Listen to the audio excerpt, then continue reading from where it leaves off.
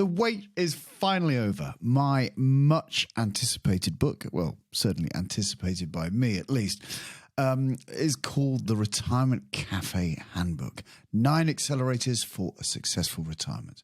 It's now available to pre-order on Amazon. Writing this book has been a labour of love. It's officially released on the 12th of September, so I will be celebrating by switching interview seats with a true icon of personal finance, my good friend, fellow podcaster and YouTube legend, Pete Matthew, founder of the Meaningful Money channel. He has kindly agreed to fire questions at me.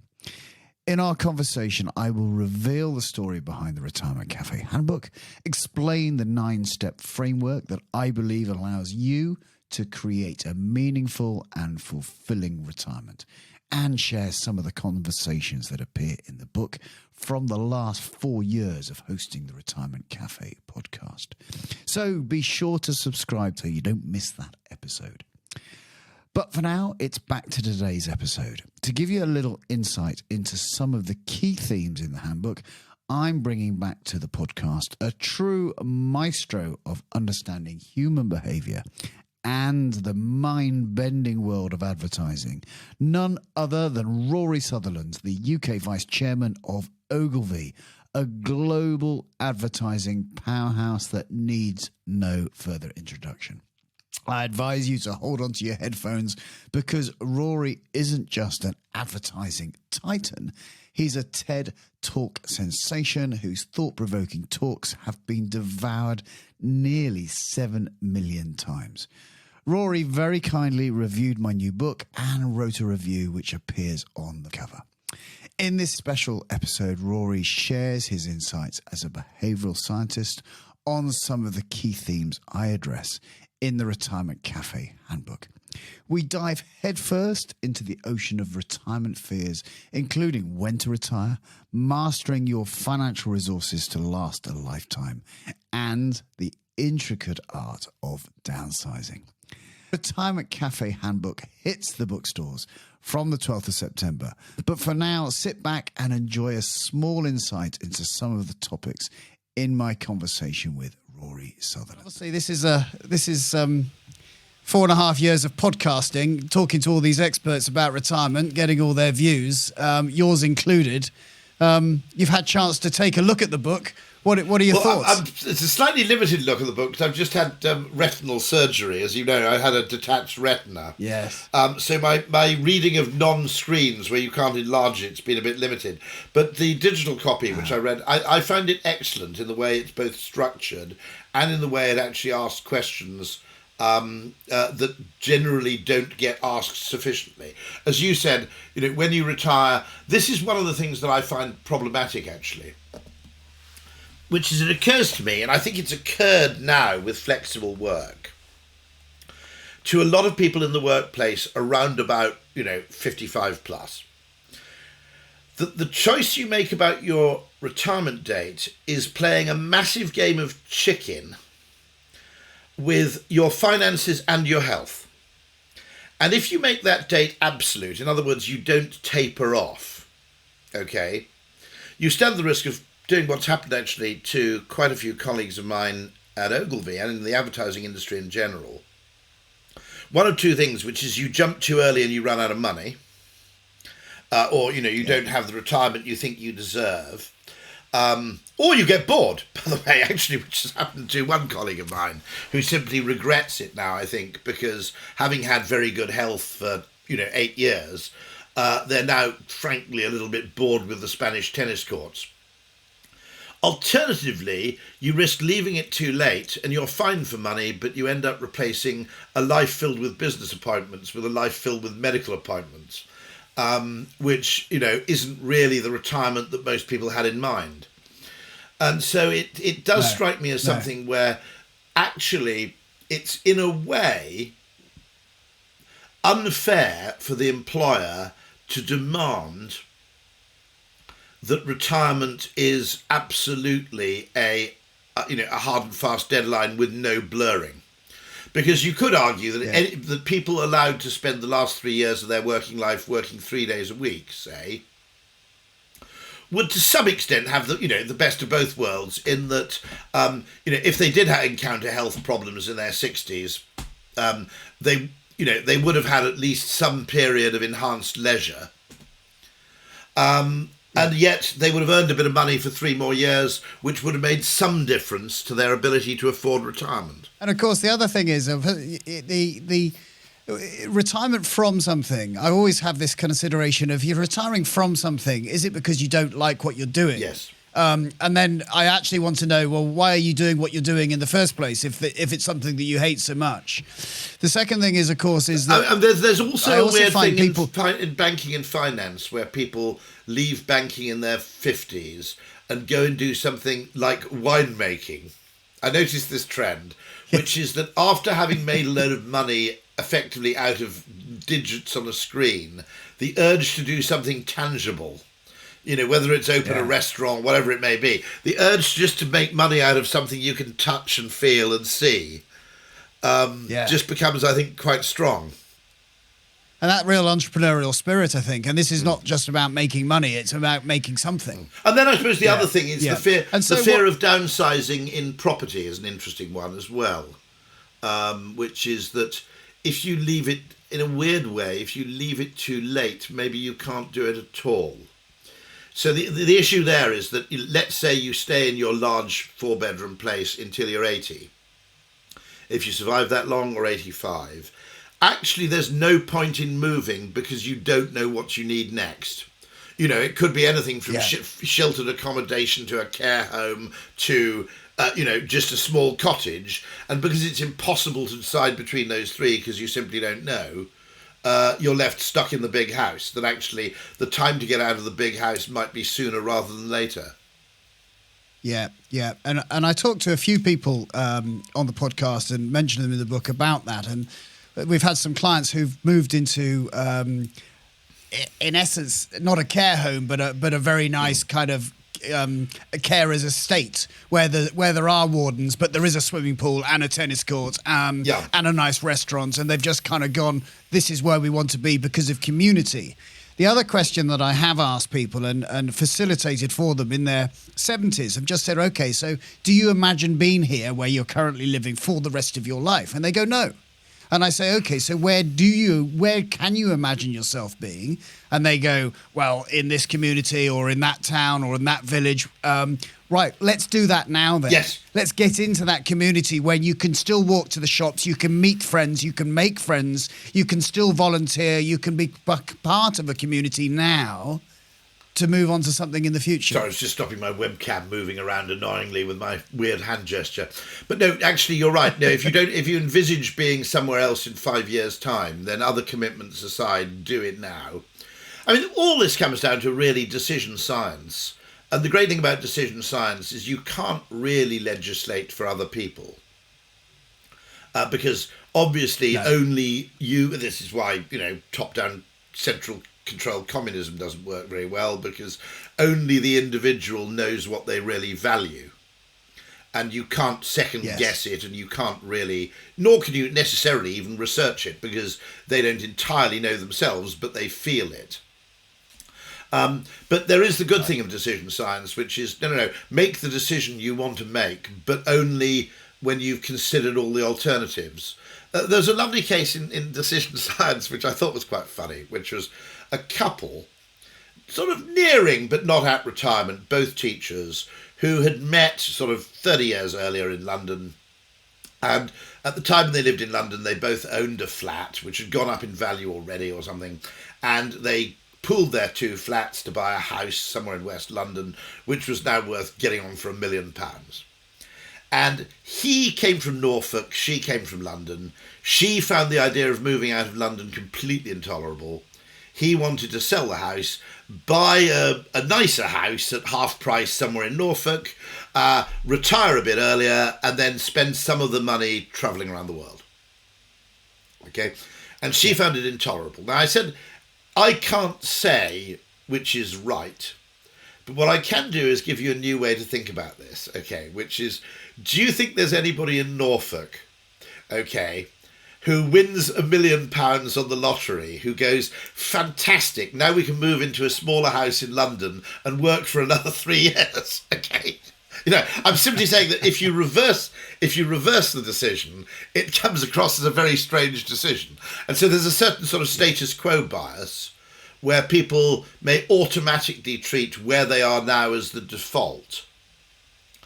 Yes. And actually, I mean, you can also get lucky in the sense that we moved to where we live now 20 years ago when we had twins, intending, I think, only to stay there for about 5 or 6 years. And we're still there now 20 years later because we looked at moving twice, and fundamentally the cost of just moving never really brought us sufficient improvement. There was always some other downside to it, which meant that actually staying put is quite cheap. So there's a cost of a move. But I think your point there is very, very good. If you don't envisage yourself there in 5 years' time, maybe it's time to move now rather than waiting. I think that fear thing possibly leads people to do things which are actually inimical to, the enjoyment of day-to-day life, in order to preserve certain things, new car possibly, okay, which actually is something, reasonably on retirement. You can understand someone with a demanding job can't afford a car that's unreliable or won't start. Especially when you're older, You may be more frightened of that.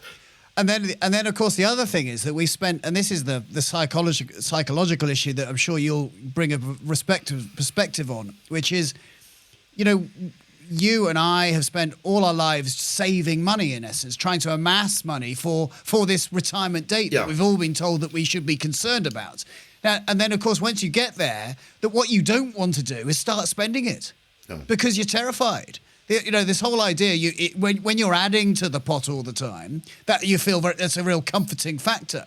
But suddenly seeing that pot drip away, open the tap, and people like me going, yes, Rory, it's absolutely fine to spend £20,000 a year, and your pot decreasing in value as over time, and you're looking at it going, flipping heck, I've spent 40 years accruing this, and now it's disappearing. And then, of course, if we have some stock market volatility, and all that type of stuff, it's like, whoa, dear me, I don't know if I can handle this. And I notice actually a lot of people.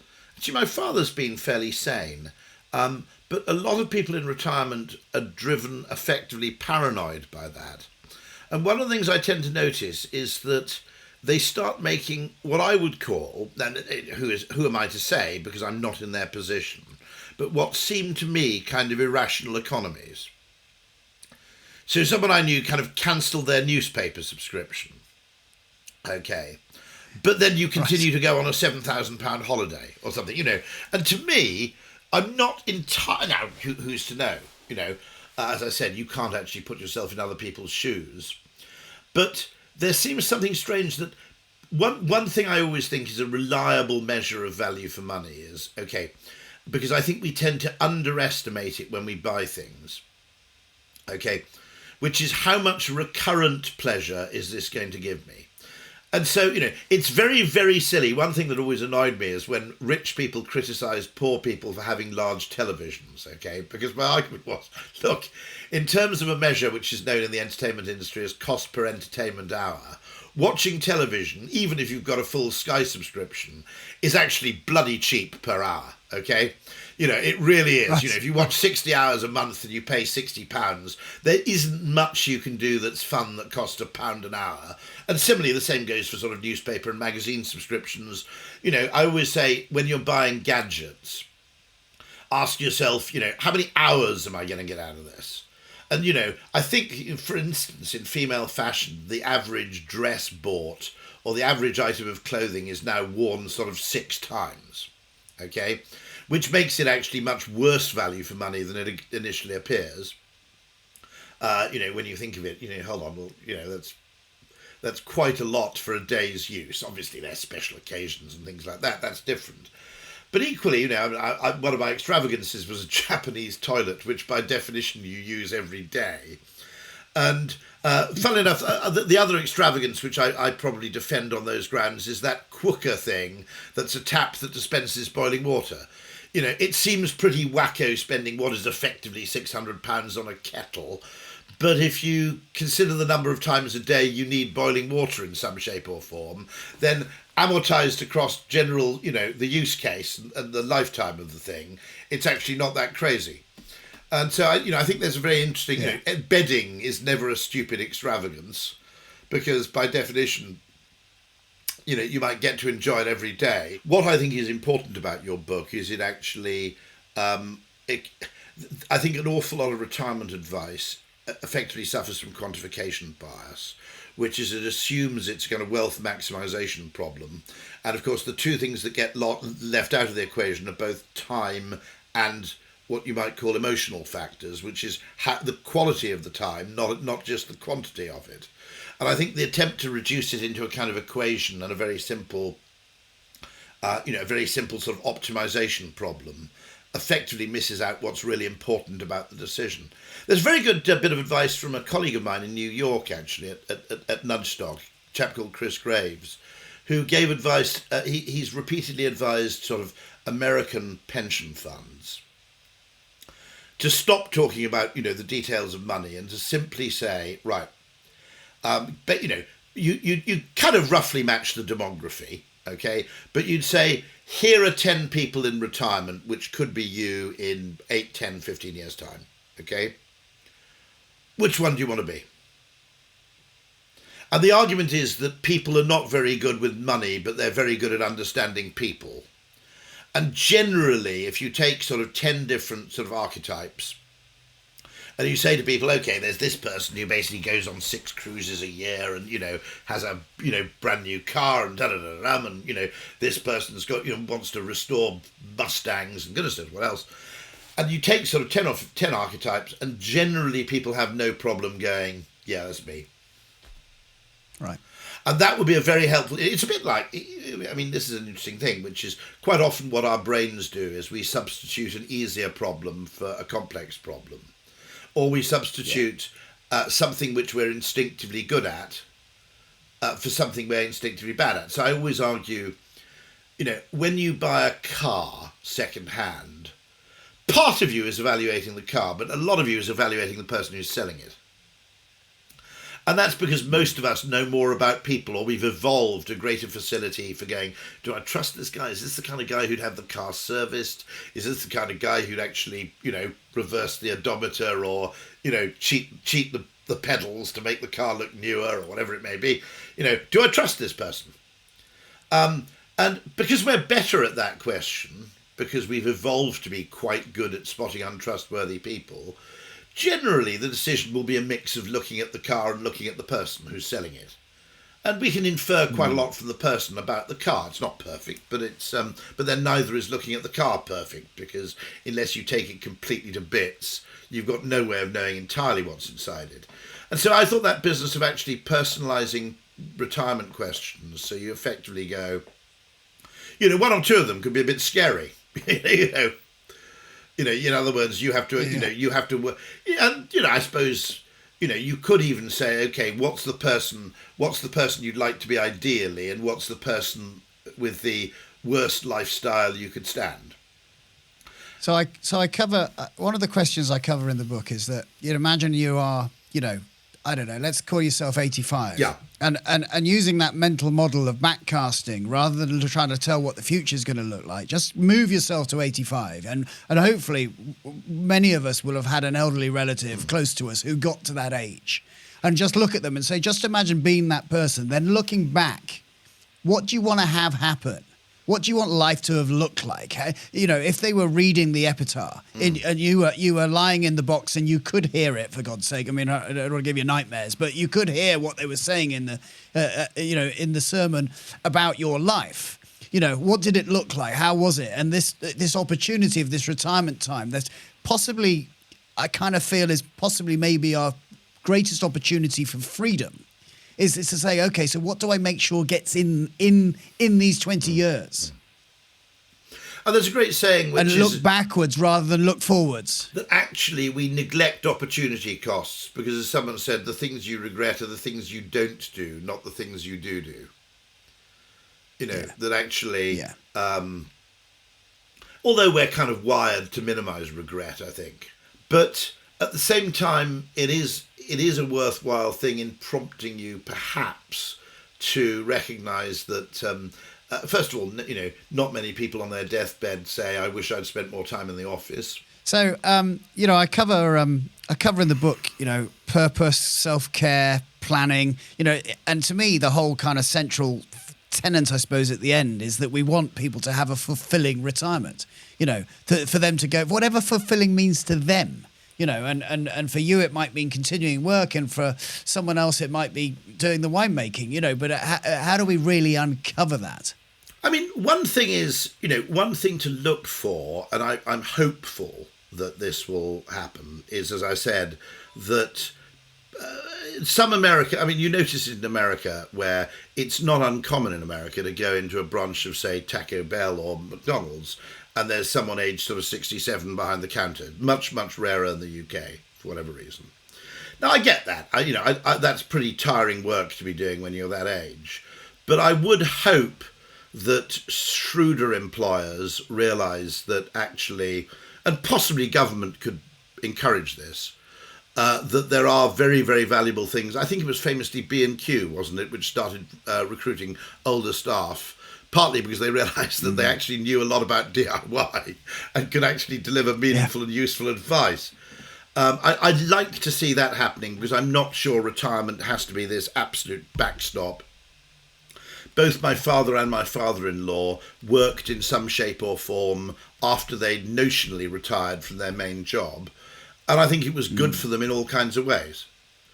You don't want to interfere with your possibilities for, you know, enjoying leisure or golf or your cottage in Portugal or whatever it may be, or your caravan or whatever. But equally, complete inactivity is, in a sense, probably as bad for your health as it is for your finances. I seriously hope that some sort of flexible work provides some, you know, I mean, call centre work could be done fairly flexibly at home by people with, you know, some disability. And there's a very interesting, it's a sort of half charity thing which produces, for direct mail purposes, sort of handwritten letters. It's called Ink Pact. And that was a business created deliberately to help people who are effectively were, you know, had... You have to have tolerably good handwriting, but other than that, you don't have to have, mobility. And so the invention, I think, of businesses that are employee-focused to a degree rather than customer-focused. Yes. In other words, there's a whole opportunity here, and people who, in many ways, I think older people will be very, very good call centre staff because,